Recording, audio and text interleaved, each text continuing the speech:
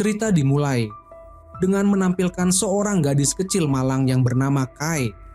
Karena pertengkaran kecil antara ayah dan ibunya, dia ditinggalkan sendirian di daerah pegunungan yang terpencil. Saat Kai ingin turun dari mobil untuk mencari orang tuanya, tiba-tiba terdengar suara tembakan dari kejauhan. Setelah bibi Kai mengetahui kejadian tersebut, dia segera melaporkannya kepada polisi. Pihak berwenang melakukan pencarian menyeluruh dan akhirnya hanya menemukan jasad ayah dan ibunya. Tetapi gadis itu tidak ditemukan. Semua orang mengira dia telah mengalami nasib buruk, namun sebuah keajaiban terjadi. Seminggu kemudian, gadis yang hilang itu muncul dari dalam hutan dalam keadaan selamat tanpa luka sedikit pun. Namun, yang menjadi pertanyaan adalah bagaimana seorang anak berusia 5 tahun dapat bertahan hidup di hutan. Tidak lama kemudian, psikolog polisi datang untuk melakukan penyelidikan. Namun, sang bibi mengatakan bahwa Kai tidak ingat apapun. Saat itu, dokter melihat sebuah foto di meja, di mana wajah sang ayah telah dicoret dengan tinta hitam. Ketika ditanya alasannya, Kai menjawab bahwa ayahnya adalah orang jahat, dan warna hitam adalah simbol kejahatan yang harus dilenyapkan. Awalnya bibi Kai mengira dia hanya bercanda.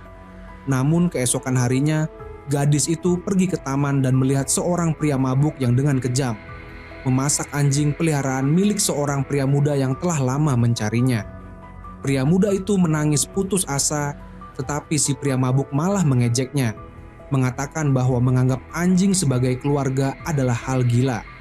Kai menyaksikan seluruh kejadian itu. Saat kembali ke rumah, dia diam-diam masuk ke rumah pria mabuk tersebut. Dan saat pria itu tertidur lelap, dia mengambil pemantik api dan membakar rumahnya. Tidak ada yang menyangka bahwa seorang gadis berusia 5 tahun bisa melakukan hal seperti itu. Waktu pun berlalu dan kini Kai telah tumbuh menjadi seorang siswi SMA. Suatu hari dia bersama teman-temannya pergi ke toilet sekolah yang sudah tua dan rusak. Mereka menemukan bangkai kucing yang biasa diberi makan oleh Kai. Dia mencium kaleng makanan kucing di dekatnya dan mendapati bau aneh yang tidak bisa dijelaskan. Kai menduga bahwa kucing tersebut telah diracun hingga mati. Pelaku sebenarnya yang meracuni kucing itu pasti masih berada di sekolah. Kai bersama teman-temannya naik ke atap dan mulai mengamati orang-orang yang lewat. Tiba-tiba, senyum misterius muncul di wajahnya karena dia sudah menemukan pelaku yang membunuh kucing tersebut. "Apa yang akan kamu lakukan jika menemukan pelakunya?" tanya temannya. "Aku akan membunuhnya. Dia dengan kejam membunuh seekor kucing kecil. Kenapa dia masih boleh hidup?" jawab Kai. Di tempat lain, seorang pria mabuk minum semangkuk susu, tetapi segera merasa pusing dan hampir jatuh.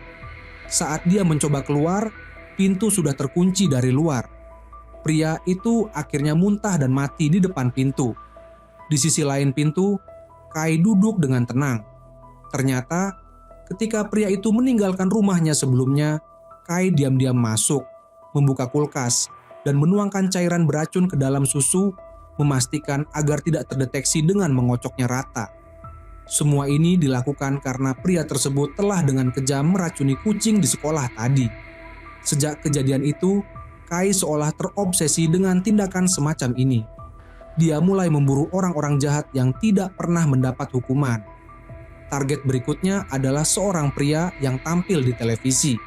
Meski sebelumnya ditangkap atas kasus kekerasan seksual, dia akhirnya dibebaskan tanpa hukuman. Kai mengikuti pria tersebut hingga ke toko minuman, lalu mengirim salah satu anak buahnya yang menyamar sebagai teknisi internet untuk masuk dan menyalin semua data dari ponsel pria itu. Tak lama kemudian, ponsel pria tersebut penuh dengan pesan dari pengikutnya yang mendesaknya untuk mengunggah lebih banyak video rahasia. Kai mulai merencanakan pembunuhan yang sempurna. Dia membeli banyak kentang goreng untuk eksperimen, mengekstrak lem, mencampurkannya dengan minyak makan, lalu menyuntikkannya ke dalam kentang goreng yang telah digoreng. Setelah itu dia memberinya kepada tikus putih. Hanya dengan satu gigitan kecil tikus itu segera mati. Kai kemudian memanggil orang-orang kepercayaannya yang semuanya memiliki kesamaan. Mereka selalu membawa boneka kain hitam. Pria tersebut kemudian masuk ke sebuah restoran burger. Matanya terpaku pada seorang pelayan yang mengenakan pakaian pelayan. Namun, tanpa disadarinya, sang malaikat maut sudah mengawasinya. Kai dan timnya sebelumnya telah mencampur minyak goreng dengan lem beracun dan menyelundupkannya ke dapur restoran. Tanpa memeriksa lebih lanjut, pelayan langsung menuangkannya ke wajan penggorengan. Kentang goreng yang telah terkontaminasi itu pun akhirnya sampai ke meja pria tersebut. Sementara itu, anak buah Kai yang telah bersembunyi di sekitar lokasi menuangkan bahan kimia lain ke dalam tangki balon sabun. Saat balon-balon itu beterbangan ditiup angin, pria itu secara refleks memecahkan salah satunya. Tak berhenti di situ, dia kemudian melewati area permainan perang balon air. Tanpa sadar, sebuah balon air yang berisi campuran bahan kimia tepat mengenai kepalanya. Saat itu juga, takdirnya telah ditentukan. 3 bahan kimia yang awalnya tidak berbahaya ketika bercampur justru menjadi racun mematikan, menyebabkan pria itu tewas di pinggir jalan. Kai, dengan rencana yang matang, memiliki alibi sempurna yang menjamin dirinya tidak terlibat langsung dalam insiden tersebut. Namun, tepat saat pria itu tergeletak, seorang wanita dengan wajah pucat datang mendekatinya. "Hapus videoku," teriak wanita itu. Melihat pria itu tidak bereaksi, dia mengeluarkan pisau yang telah disembunyikan dan menikam dadanya tanpa ragu. Setelah kehilangan kendali, barulah wanita itu menyadari bahwa dia telah melakukan pembunuhan di depan banyak orang. Polisi segera menangkapnya. Saat melihat wanita itu dibawa pergi, Kai merasa tidak puas. Bagaimana mungkin pria itu dianggap mati karena wanita itu, padahal dialah yang telah membunuhnya terlebih dahulu. Keesokan harinya, Kai meretas layar besar di pusat perbelanjaan dan memutar video lengkap kematian pria itu. Dia ingin memberitahu semua orang bahwa Dalang sebenarnya bukanlah wanita yang sebelumnya dituduh sebagai pelaku pembunuhan. Namun, di antara kerumunan yang menyaksikan video itu, ada seorang wanita yang berdiri dengan selimut tebal melilit tubuhnya. Dia memperhatikan dengan cermat dan menyadari metode pembunuhan yang telah digunakan oleh Kai. Di tempat lain, seorang pria yang baru saja masuk ke situs web ilegal di rumahnya dikejutkan oleh suara bel pintu. Dengan penuh perlawanan, dia menggunakan penyedot WC untuk mencegah mereka masuk. Namun, seorang wanita bernama Inspektur Ko melihat boneka di rumah pria tersebut dan tanpa ragu mengambilnya. Meskipun akhirnya diusir oleh pihak keamanan gedung tanpa sempat mengakses komputer pria itu, Inspektur Ko sudah memiliki keyakinan bahwa pria tersebut terkait dengan pembunuhan. Setelah Inspektur Ko dan timnya pergi, pria itu diam-diam mengambil foto mereka dari jendela dan mengirimkannya kepada Kai, membuatnya curiga. Dia bukan polisi. Kenapa detektif dari perusahaan asuransi begitu gigih mengejarku? Dengan penuh rasa ingin tahu, Kai membuka lemari bibinya dan menemukan kartu akses perusahaan asuransi. Dia menyamar sebagai petugas kebersihan dan berhasil menyelinap masuk ke kantor perusahaan tersebut. Di kantor Inspektur Ko, Kai terkejut melihat bukti rahasia pembunuhannya tertulis secara rinci di papan tulis. Tidak mau tinggal diam, dia memasang alat penyadap di lampu. Namun, asisten Inspektur Ko tiba-tiba kembali untuk menyiram tanaman. Saat hendak pergi, asisten itu menyadari keberadaan tempat sampah yang aneh dan membawanya ke parkiran bawah tanah. Saat asisten itu berbalik, Kai dengan tenang keluar dari tempat sampah dan berjalan melewatinya. Bau parfuma yang menyengat membuat asisten tersebut curiga, karena petugas kebersihan seharusnya tidak memakai parfum. Asisten itu segera mengejar Kai yang langsung lari. Tidak peduli seberapa keras dia berusaha, asisten itu tetap tidak bisa kehilangan jejaknya. Terpojok tanpa jalan keluar, Kai nekat melompat dari atap gedung. Meskipun kaki kanannya terkilir, dia berhasil lolos dan naik ke dalam bus yang lewat. Kembali ke kantor, asisten itu melaporkan kepada Inspektur Ko bahwa pelaku pembunuhan kemungkinan mengalami cedera di kaki kanan. Dengan informasi tersebut, Inspektur Ko segera menemukan Kai dan bersiap memeriksa kondisi kakinya. Namun, Kai justru berusaha membuktikan bahwa dirinya tidak bersalah.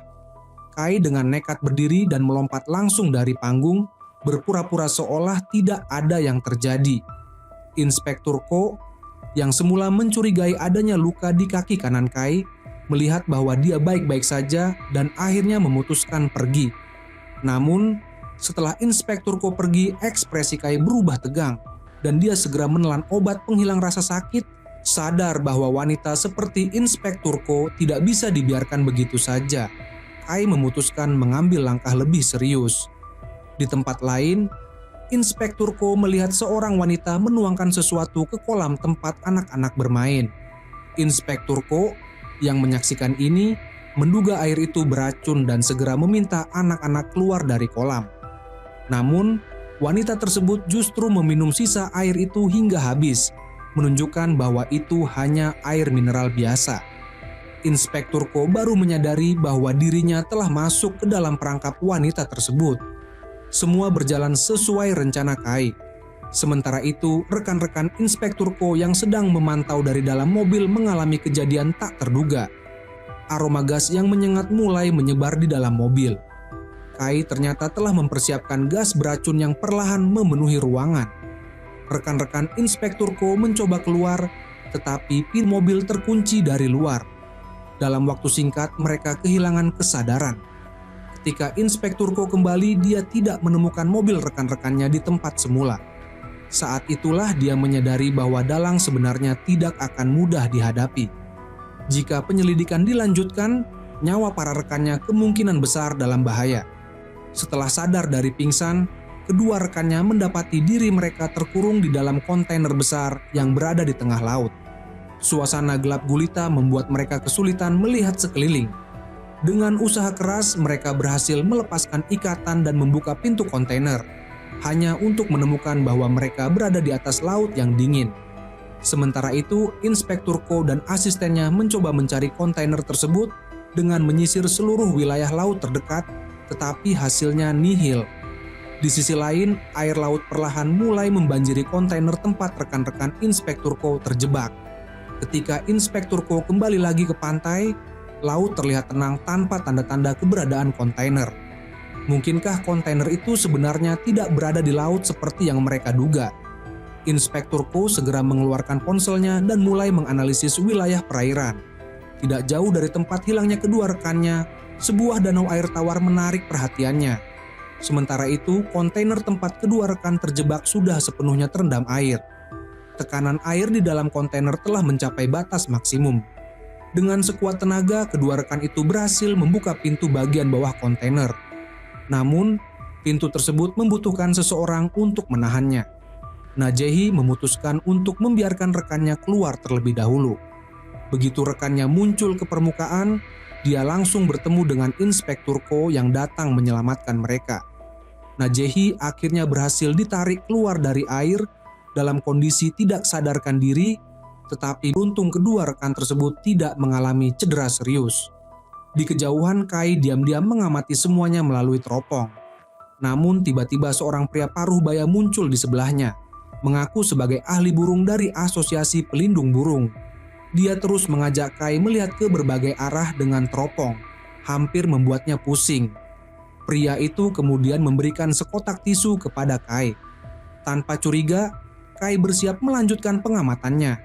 Tetapi dua polisi tiba-tiba muncul dan menyatakan bahwa mereka menerima laporan adanya barang terlarang di daerah tersebut. Kai kebingungan.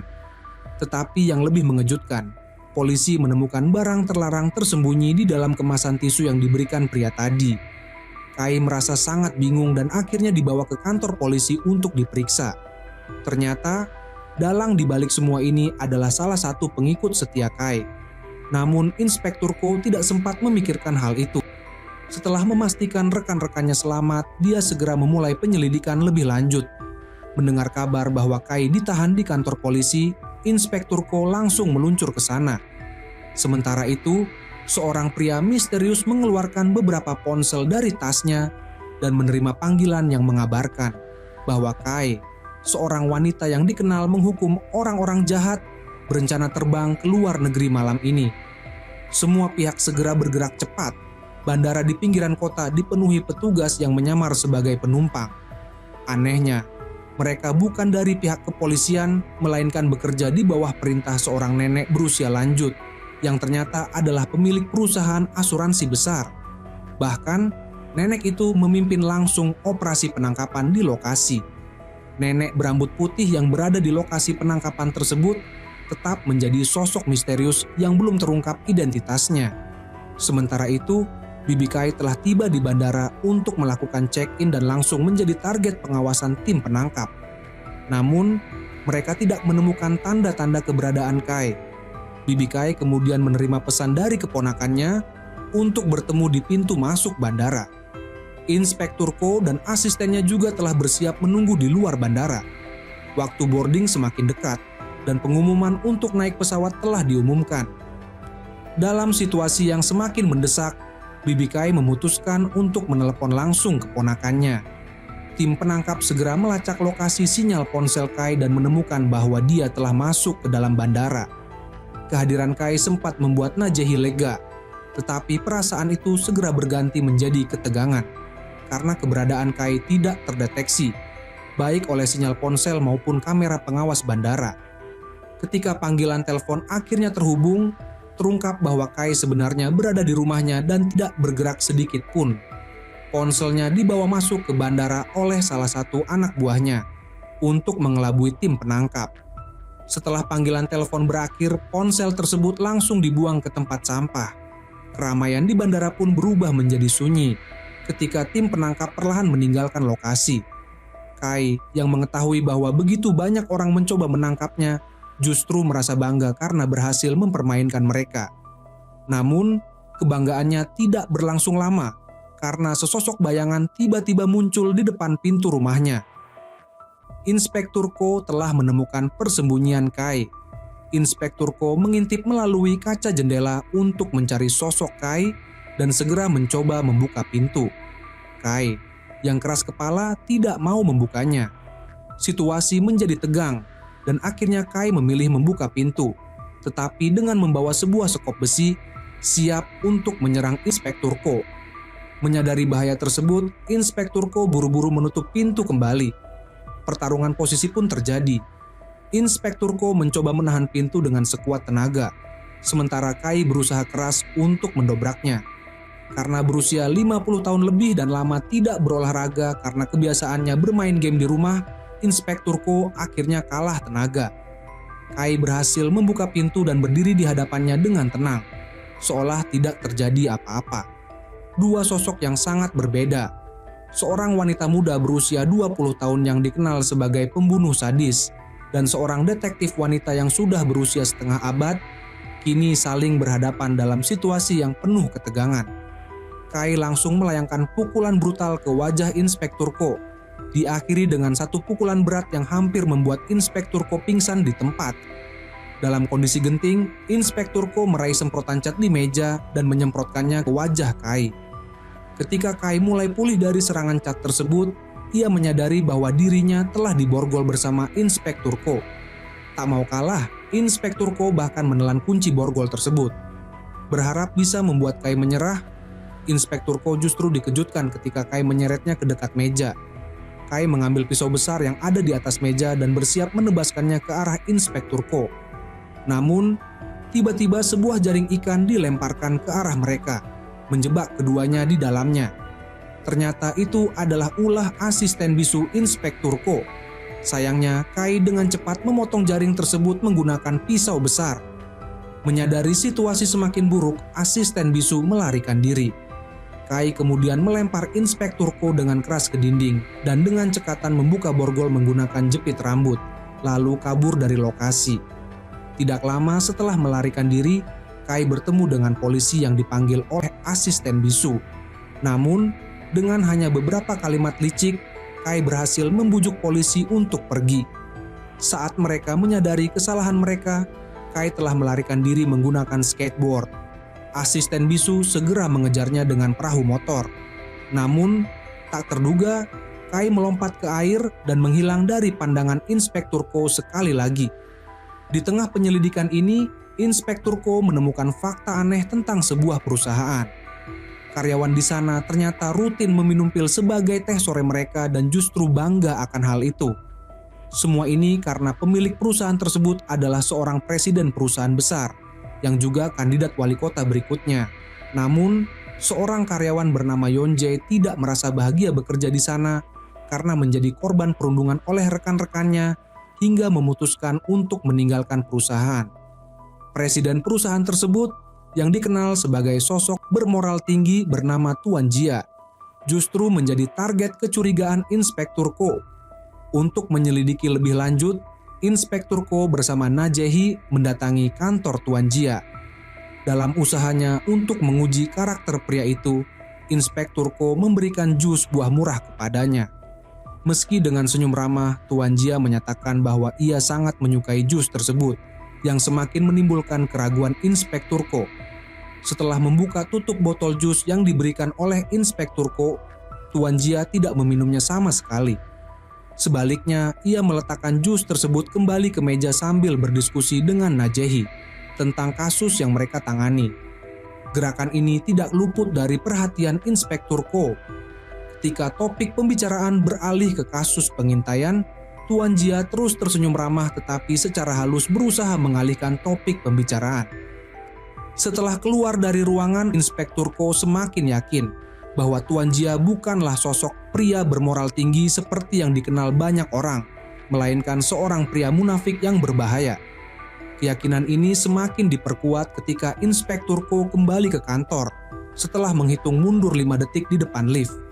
Ia mendapati Tuan Jia yang baru saja selesai melampiaskan amarahnya. Berpura-pura mencari barang yang tertinggal, Inspektur Ko memperhatikan serpihan kaca yang menempel di celana Tuan Jia, menegaskan bahwa pria itu memang tidak sebaik yang terlihat. Inspektur Ko mulai menyadari bahwa target pembunuhan Kai berikutnya adalah Tuan Jia. Namun, tim investigasi dihadapkan pada dilema moral yang sulit. Meski Tuan Jia adalah orang yang pantas dihukum, apakah mereka seharusnya mencegah Kai atau membiarkannya menegakkan keadilan dengan caranya sendiri?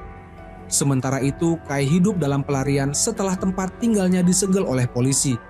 Terpaksa hidup di bawah jembatan, Kai tetap teguh menjalankan rencana balas dendamnya meski dalam kondisi yang buruk. Sosoknya menjadi simbol pertanyaan besar.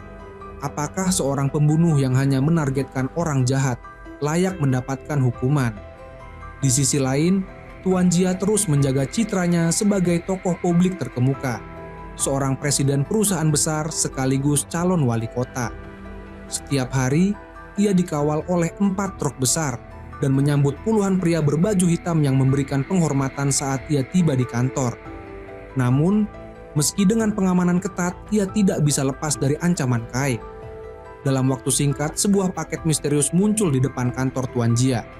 Ketika para pegawai berkumpul untuk memeriksanya, paket tersebut tiba-tiba meledak.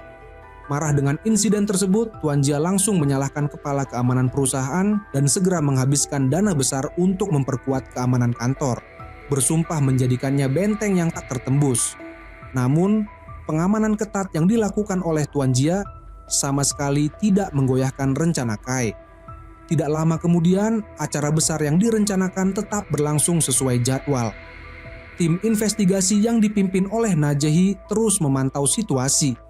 Inspektur Ko bersama asistennya menyamar sebagai pelayan untuk menyusup dan mengawasi lokasi acara dengan lebih dekat.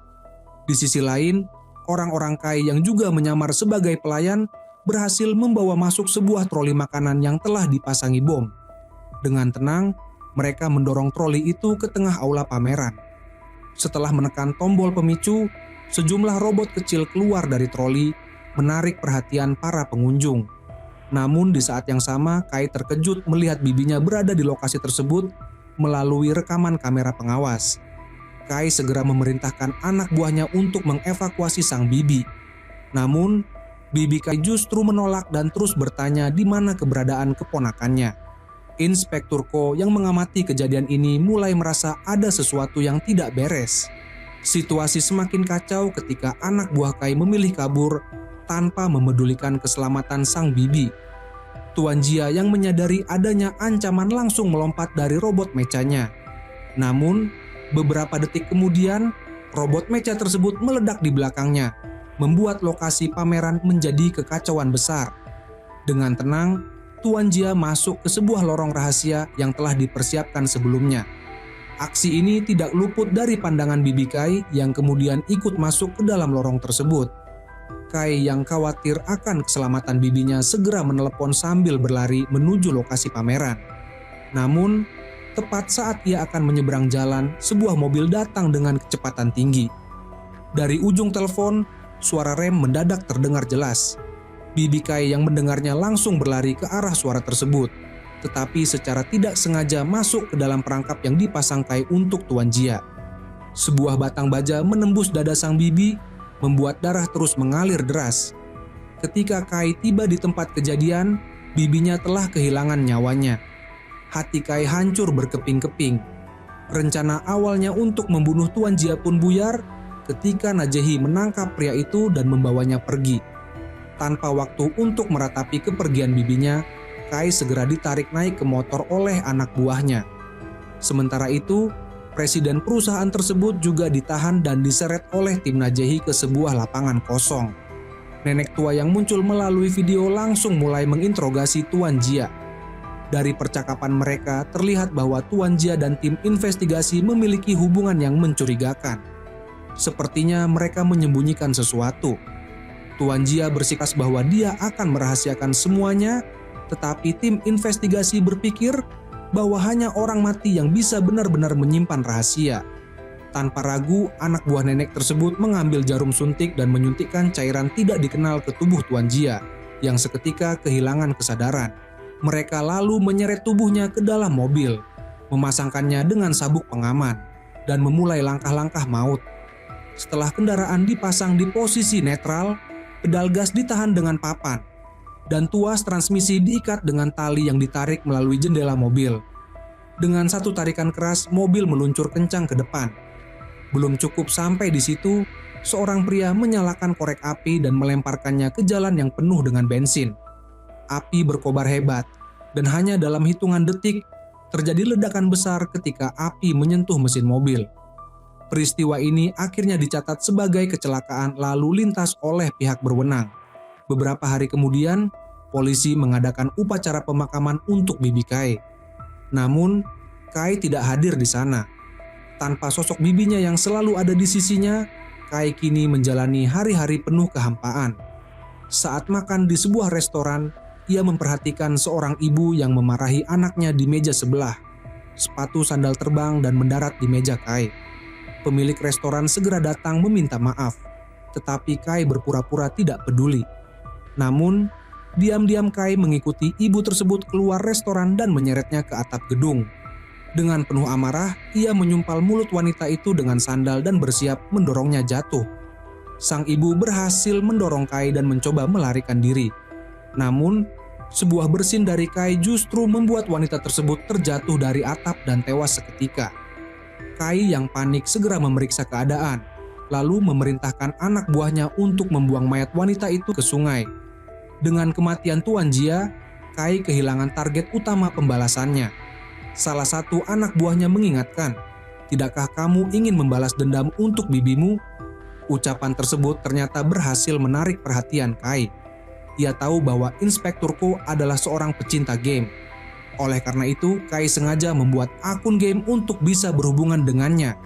Melalui game, ia berhasil menghubungi Inspektur Ko dan mengungkapkan keinginannya untuk bertemu langsung. Inspektur Ko setuju dan menentukan tempat pertemuan. Namun diam-diam ia telah menyiapkan jebakan di lokasi tersebut. Sayangnya, Kai sudah menduga bahwa Inspektur Ko akan mencoba menangkapnya. Dengan senyum tenang, Kai berjalan di belakang pelayan yang sebenarnya adalah anak buah Inspektur Ko yang menyamar. Tiba-tiba Kai merangkul bahunya. Ketika polisi datang untuk membantu, Kai dengan cepat menjatuhkan mereka ke tanah. Kai kemudian mengeluarkan pisau kecil dari saku dan langsung menggores lengan salah satu anak buahnya dengan luka yang dalam. Sambil menelepon Inspektur Ko, Kai menyatakan bahwa Tuan Jia sebenarnya telah dibawa pergi oleh orang misterius, meski berita menyebut kematiannya sebagai kecelakaan lalu lintas. Kai juga mempertanyakan mengapa hanya Najehi yang mendapatkan promosi dan kenaikan gaji, padahal ada banyak orang dalam tim investigasi. Setelah berkata demikian, Kai langsung menutup telepon dan meninggalkan tempat tersebut. Target berikutnya Kai adalah Najehi yang sering tinggal sendirian di rumah. Saat Najehi lengah, Kai menyerangnya dari belakang dan mencekiknya hingga pingsan. Keesokan harinya, Inspektur Ko pergi ke pegunungan untuk bertemu dengan nenek yang bernama Yong-suk dan menanyakan penyebab kematian Tuan Jia. Namun, Yong-suk bersikeras bahwa Tuan Jia memang meninggal akibat kecelakaan. Ia juga menegur Inspektur Ko karena gagal menangkap Kai yang terus lolos. Saat mereka berbicara, tiba-tiba Kai muncul mengenakan mantel milik Najehi. Ekspresi terkejut Inspektur Ko menunjukkan bahwa ia mulai menyadari kebenaran di balik semua kejadian ini. Inspektur Ko kemudian dikurung di dalam bagasi mobil dan dibawa ke tempat terpencil, di mana dia akhirnya dimasukkan ke dalam tong anggur. Setelah itu, sebuah tendangan keras membuat Inspektur Ko jatuh ke dalam jurang. Tong itu terus meluncur melewati hutan yang rimbun dan aliran sungai kecil yang jernih, hingga akhirnya jatuh ke sebuah lubang besar. Ketika sadar, Inspektur Ko menemukan dirinya terbaring di tengah lubang gelap yang tampak tak berujung, hanya ditopang oleh beberapa batang baja. Ia melepaskan salah satu sepatunya dan melemparkannya ke dalam lubang untuk mengukur kedalamannya, tetapi tidak ada suara yang terdengar kembali.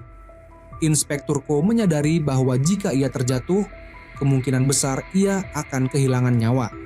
Dengan hati-hati, ia berdiri perlahan dan memutuskan untuk mengikuti jalur batang baja untuk mencari jalan keluar. Namun, langkahnya yang ceroboh hampir membuatnya terjatuh. Di tempat lain, dua asisten Inspektur Ko mengikuti sinyal dari pelacak yang ada di dalam sepatu Inspektur Ko. Mereka tiba di sebuah tempat pembuangan sampah di pinggiran kota. Tiba-tiba, sebuah sepatu yang jatuh dari truk sampah menarik perhatian mereka. Setelah memeriksa sol sepatu, mereka memastikan itu adalah sepatu milik Inspektur Ko. Sementara itu, Inspektur Ko kembali mencoba mencari jalan keluar. Namun, kakinya terpeleset membuatnya hampir terjatuh ke dalam lubang gelap. Beruntung, ia berhasil meraih batang baja di sekitarnya. Dengan sekuat tenaga, ia memanjat batang baja dan mencoba meraih tangga. Sayangnya, tangga yang sudah tua dan rapuh itu patah karena beban tubuhnya. Ketika Inspektur Ko membuka mata lagi, malam telah tiba dengan bulan yang bersinar di langit. Untungnya, ia terjatuh di atas jaring ikan tua yang menyelamatkannya dari kematian. Setelah beristirahat semalaman, ia menemukan kaleng ikan di tanah. Dengan tutup kaleng tersebut, ia memotong jaring ikan dan membuat tali dari jaring tersebut untuk memanjat keluar. Meski lubang tersebut hanya setinggi sekitar 100 meter, bagi Inspektur Ko yang tidak terbiasa dengan aktivitas fisik, tantangan itu terasa seperti mendaki gunung yang tinggi. Setelah seharian memanjat, akhirnya ia hampir mencapai permukaan lubang. Namun, tenaganya sudah habis. Di saat-saat genting itu, Najehi tiba-tiba muncul dan mengulurkan tangan untuk menyelamatkannya. Adegan berpindah ke Yong-suk, seorang ibu yang paling kejam yang pernah terlihat. Dengan tanpa belas kasihan, ia menekan kepala anaknya ke dalam baskom besar berisi saus cabai, hanya karena anak bungsunya menyuapi seorang gadis cantik kimchi di depan umum. Demi memastikan anak sulungnya terpilih sebagai wali kota, sang nenek tua bahkan mengadakan pertemuan besar untuk meningkatkan citranya di depan media. Sang anak berusaha menunjukkan sisi ramahnya dengan meminta gadis cantik itu mencicipi kimchi buatannya sendiri. Tak disangka, gadis cantik itu langsung menolak permintaan Yu Cheng yang memintanya untuk mencoba kimchi buatannya. Melihat hal itu, Yu Chai, adik Yu Cheng, langsung maju dan meminta gadis tersebut mencicipi kimchi miliknya. Hasilnya sangat berbeda. Gadis itu tidak hanya memakan kimchi buatan Yu Chai, tapi juga memujinya tanpa henti. Setelah acara selesai, nenek mereka memanggil Yu Chai ke dapur. Ternyata Yu Chai mengenal gadis tersebut dan pernah menjadi korban pemerasan oleh seorang penipu gara-gara dia. Karena tidak bisa menahan amarah, sang nenek menekan kepala Yu Chai ke dalam saus cabai. Setelah acara selesai, Yong-suk menemui Kai dan meminta bantuannya untuk menyingkirkan penipu yang telah memeras putranya. Namun, Kai menolak dan menjelaskan bahwa dia hanya membunuh orang jahat. Yong-suk pun mulai menceritakan segala kejahatan yang dilakukan oleh si penipu. Adegan pun beralih di sebuah lift. Penipu yang dimaksud Yong-suk sedang menerima panggilan telepon tanpa menyadari Kai yang bersembunyi di balik balon. Kai melepaskan balon untuk menutupi kamera pengawas. Balon lainnya meledak, menyebarkan gas beracun ke seluruh lift. Pria itu berusaha menekan tombol darurat, tetapi terkena sengatan listrik yang membuatnya sekarat. Tak lama kemudian, si penipu tewas di tempat, dan Kai menyelesaikan tugasnya dengan mudah karena Yongsuk akan mengurus mayatnya. Namun, target berikutnya membuat Kai mulai meragukan motif Yongsuk. Kai menemukan seorang pria yang menyamar hanya untuk menguping gosip orang lain dan segera menuliskannya dalam artikel. Saat pria itu kembali ke rumah, tali pancing melilit lehernya dan menggantungnya. Kai masuk ke rumahnya dan menemukan bahwa pria tersebut adalah seorang jurnalis. Ketika Kai memeriksa isi komputer jurnalis itu, ia menyadari bahwa pria itu tidak seburuk yang digambarkan oleh Yongsuk. Kai mulai bertanya-tanya, apa sebenarnya alasan Yongsuk ingin menyingkirkannya? Dengan sedikit tekanan, Kai menemukan sebuah kartu memori yang berisi rahasia besar terkait Tuan Jia. Kai memasukkan barang bukti itu ke dalam kotak dan mengirimkannya melalui jasa pengiriman kepada bawahannya. Namun, tanpa diduga, Inspektur Ko dan yang lainnya ternyata sedang berada di rumah bawahannya tersebut. Secara kebetulan, Kai berhasil menangkap si jurnalis. Setelah kartu memori diperbaiki oleh bawahannya, ditemukan bahwa isinya terkait kasus kapal pesiar yang pernah terjadi sebelumnya. Namun ada kejanggalan. Jumlah penumpang di kapal ternyata berkurang 1 orang. Tampaknya rekaman itu sengaja dimanipulasi agar Kai tidak bisa menemukan orang yang menjadi target balas dendamnya. Si jurnalis kemudian mengungkapkan bahwa kartu memori tersebut berasal dari Tuan Jia sebelum dia mengalami kecelakaan. Padahal Kai merasa yakin bahwa rencana yang ia buat sudah sempurna dan tidak mungkin ada yang menyadarinya. Namun, kepala pelayan yang jeli menemukan kejanggalan sebelum ledakan terjadi di sebuah penerbitan, di mana sebuah kotak besar dipindahkan dari dalam gedung. Setelah kembali ke villa, kepala pelayan menemui Kai untuk menginterogasinya, yakin bahwa Kai tidak benar-benar membunuh jurnalis itu. Dia kemudian memerintahkan penjaga gerbang untuk menembakkan peluru bius ke Kai dan membawanya ke sebuah bunker rahasia untuk disiksa. Saat Kai sadar, ia melihat penjaga memegang kapak. Di sudut bibirnya, Kai hanya tersenyum dingin. Pada saat yang sama, terdengar suara teriakan minta tolong dari dalam ruangan. Apa yang akan dilakukan Kai selanjutnya? Dia hanya memiliki satu tujuan, membalas dendam pada Yongsuk, yang ternyata adalah orang yang kejam dan manipulatif. Di hadapan media, Yongsuk tampak sebagai sosok elegan dan penuh etika. Namun, kenyataannya ia adalah sosok yang kejam dan penuh dosa. Ia sering mengadakan pesta liar di laut lepas dengan kapal pesiar pribadinya, serta terlibat dalam berbagai aktivitas ilegal, termasuk penggunaan narkoba terlarang. Sementara itu, Inspektur Ko telah membuka isi flash disk milik Tuan Jia dan menemukan bahwa sosok yang dihapus dari rekaman adalah Yukai, putra bungsu Yongsuk. Untuk melindungi putranya, Yongsuk merancang sebuah kecelakaan yang menewaskan Tuan Jia. Kai yang biasanya hanya menargetkan orang jahat, kini juga menjadi target yang ingin disingkirkan oleh Yongsuk. Di sisi lain, Kai tiba di luar sebuah kuil, bersiap untuk membunuh Yuchai demi balas dendam pada Yongsuk. Karena putranya adalah seorang bajingan yang tak punya moral, Yongsuk berusaha menghapus semua jejak kejahatannya. Yongsuk berusaha membela tindakan putranya. Namun, tiba-tiba seorang pria melemparkan air keras ke wajah Yongsuk, menyebabkan kekacauan besar di tempat itu. Saat insiden kekacauan di tempat kejadian, Najehi dengan sigap melepas pakaian luarnya untuk menutupi kamera para jurnalis. Sang nenek yang terluka parah akibat serangan asam sulfat segera dilarikan ke rumah sakit dalam kondisi darurat. Inspektur Ko datang menjenguk, tetapi Yongsuk tidak tahu bahwa semua ini terjadi karena Inspektur Ko. Ternyata Inspektur Ko adalah orang yang telah menyebarkan rekaman kasus kapal pesiar ke berbagai jurnalis ternama. Inspektur Ko berpikir bahwa jika publik mengetahui kejahatan yang dilakukan Yuchai, Kai tidak akan dengan mudah berani mengambil tindakan terhadapnya.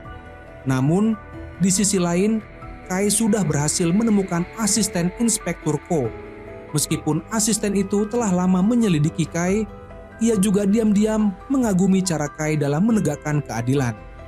Akhirnya, asisten tersebut memberikan flash disk milik Tuan Jia kepada Kai. Setelah mengetahui dosa-dosa Yuchai, Kai segera memerintahkan anak buahnya untuk bertindak. anak buah Kai bergerak cepat dengan membagikan boneka hitam kepada semua orang jahat yang muncul dalam video tersebut. Namun, saat hendak meninggalkan lokasi, mereka secara tidak sengaja bertemu dengan Inspektur Ko. Kai belum menyadari bahwa anak buahnya telah tertangkap dan masih fokus mempersiapkan rencana untuk menangani Yu Chai. Kai kemudian mengirimkan rekaman suara Yu Cheng kepada Yu Chai yang berbunyi, "Jika adikku mati, bukan hanya aku dan ibuku yang bahagia, tetapi dunia juga akan kehilangan seorang perusak." Setelah mendengar rekaman itu, Yu Chai menawarkan 10 miliar won kepada Kai untuk membantunya menyingkirkan ibu dan kakaknya. Tak lama kemudian, Yu Chai mengadakan konferensi pers untuk mengungkap kejahatan kakaknya di hadapan media. Namun, Kai telah menginstruksikan orang-orangnya untuk menyusup ke dalam acara tersebut. Saat Yu Chai berbicara, kekacauan terjadi dan Yu Chai tenggelam di tengah kerumunan. Sementara itu, kepala pelayan yang berencana melarikan diri ke luar negeri mengalami masalah ketika mobilnya tiba-tiba mogok di tengah jalan. Kai muncul dari belakangnya dan menembakkan peluru bius ke kepalanya.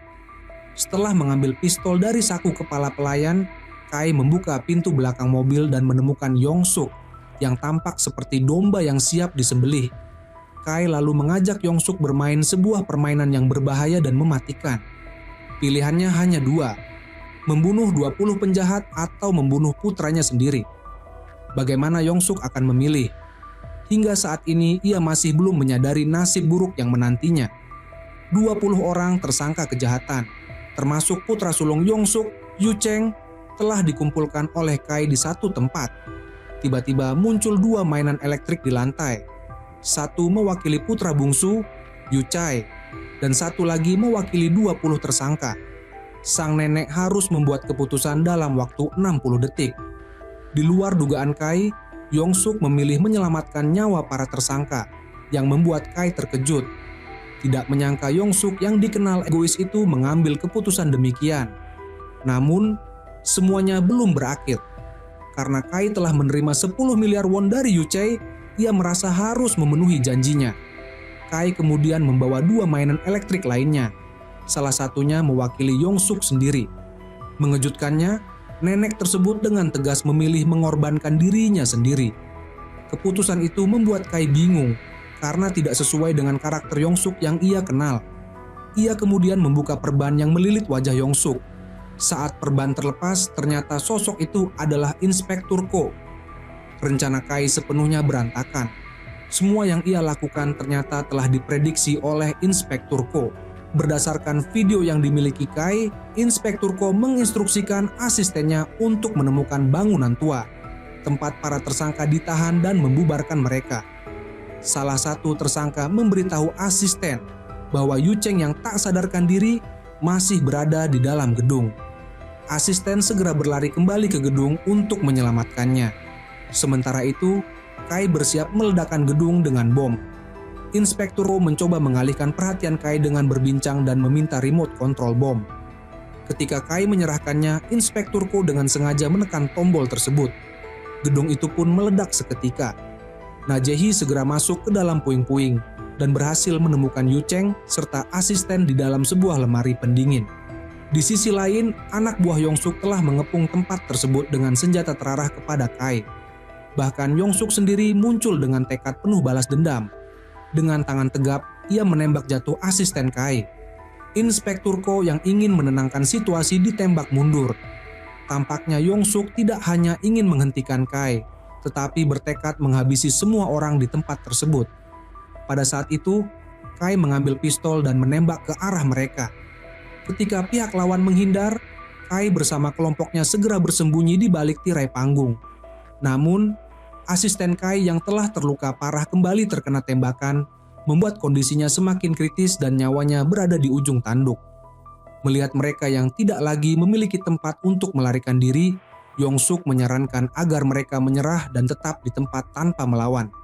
Namun, Inspektur Ko justru melempar sebuah bom ke arah mereka. Kai yang melihat itu langsung berlari dan menekan tombol untuk meledakkan bom tersebut. Ketika Inspektur Ko menyadari apa yang terjadi, Kai bersama anak buahnya telah berhasil melarikan diri. Inspektur Ko mengejar mereka, menyaksikan Kai dan anak buahnya menaiki kereta. Tanpa ragu, Inspektur Ko juga naik ke dalam kereta yang sama, bersiap untuk pertarungan terakhir. Di dalam gerbong yang sama, Kai tiba-tiba tersenyum dan bertanya kepada Inspektur Ko, apakah dia tahu mengapa anak buahnya terus mengikutinya. Melihat tidak ada reaksi dari Inspektur Ko, Kai kembali tersenyum dan menjelaskan alasannya. Ternyata 5 tahun sebelumnya, Inspektur Ko adalah seorang jaksa yang sangat terkenal. Namun suatu hari, seorang mahasiswa yang diajar oleh suaminya tiba-tiba bundir dengan terjun ke sungai. Saat itu, tanpa ada yang benar-benar mengetahui alasan sebenarnya, orang-orang menyalahkan suami Inspektur Ko dan menuduhnya telah mempermainkan perasaan mahasiswa tersebut. Bahkan Inspektur Ko sendiri sempat percaya dengan tuduhan tersebut dan menanyakan kebenarannya kepada suaminya. Merasa tertekan karena tidak dipercaya oleh istri yang sangat dicintainya, sang suami akhirnya memilih untuk bundir. Namun, sebenarnya gadis yang bundir itu memiliki kekasih rahasia yang ternyata adalah anak buah Inspektur Ko. Karena ketakutan, pria bisu itu pura-pura tidak tahu apa-apa. Dia memilih bekerja di bawah Inspektur Ko karena merasa bersalah dan tidak bisa melupakan kejadian tersebut. Setelah mendengar cerita itu, Inspektur Ko dengan marah berlari dan mencengkeram anak buahnya. Kai tahu rencananya berhasil. Dia mengeluarkan pistol dan menyuruh Inspektur Ko membuat pilihan, menembak dirinya sendiri atau menembak anak buahnya. Tak disangka, Inspektur Ko langsung menerjang ke arah Kai, membuat mereka terlibat dalam pergulatan sengit. Anak buah Inspektur Ko mencoba membantu, namun dengan cepat dihantam hingga pingsan. Inspektur Ko yang tersisa ternyata bukan tandingan Kai dan dengan mudah dijatuhkan ke lantai. Saat Kai bersiap menarik pelatuk pistolnya, Inspektur Ko yang mulai sadar tiba-tiba membuka pintu kereta dan menarik Kai bersamanya. Mereka berdua terjatuh ke dalam hutan dan pingsan seketika. Akhirnya Kai berhasil ditangkap oleh pihak kepolisian dan dijatuhi hukuman penjara tanpa batas waktu. Sementara itu, Inspektur Ko dibawa ke rumah sakit untuk mendapatkan perawatan dengan perhatian dan kasih sayang yang penuh. Yong-suk juga tak lolos dari jeratan hukum setelah video kejahatannya tersebar. Dia akhirnya ditangkap oleh pihak kepolisian. Anak bungsunya pun dipenjara atas tuduhan penganiayaan dan pelecehan. Meski Yu Cheng, anak sulung Yong-suk, tidak terlibat dalam kejahatan apapun, dia tetap terkena imbas dari perbuatan keluarganya. Dengan berat hati, ia terpaksa mengundurkan diri dari pencalonan sebagai wali kota. Pada akhirnya, keadilan tetap tegak berdiri, membuktikan bahwa kebenaran selalu menang melawan kejahatan. Dan cerita pun berakhir.